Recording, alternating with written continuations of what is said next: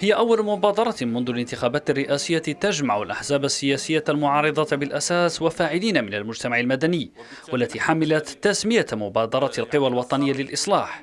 الخطوة يراد من خلالها تقديم مقترحات حلول دستورية واقتصادية وكذا صحية تساعد في إخراج ما تراه المبادرة استمرارا للأزمة في الجزائر.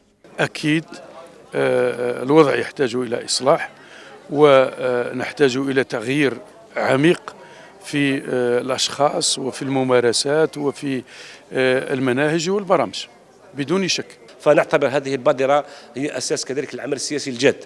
فإن شاء الله في المستقبل القريب نرى هناك تفعيل لعمل سياسي لنقاش في الساحة السياسية، حتى نبتعد من التشنجات ونبتعد عن الخطاب الذي يبعدنا عن واقعنا ونبتعد عن الحدة في الأفكار.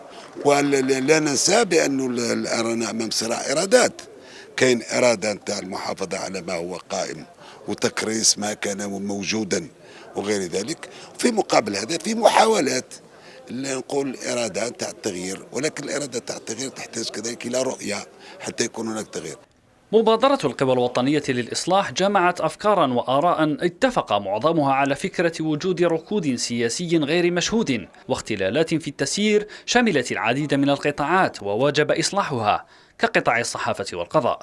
نريد أن نكون صحفيين كما يوجد في باقي العالم، كما توجد في جاراتنا، ليست في أوروبا فقط، كما نريد صحافة حرة نزيهة كالجارة تونس وغيرها من الدول التي تحترم أداء الصحافي، الدول التي لا تريد أن تضع الصحافي تحت الطب، لا تريد أن تضع الصحافي تحت الخنوع وتحت القيود.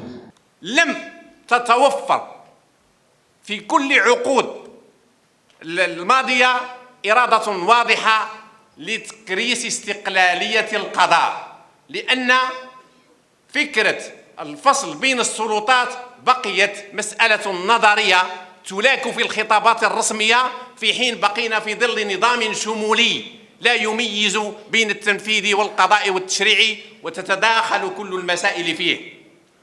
نأمل أن تكون هذه المحطة الفارقة في تاريخ الجزائر بداية لتكريس دولة المؤسسات الحقيقية.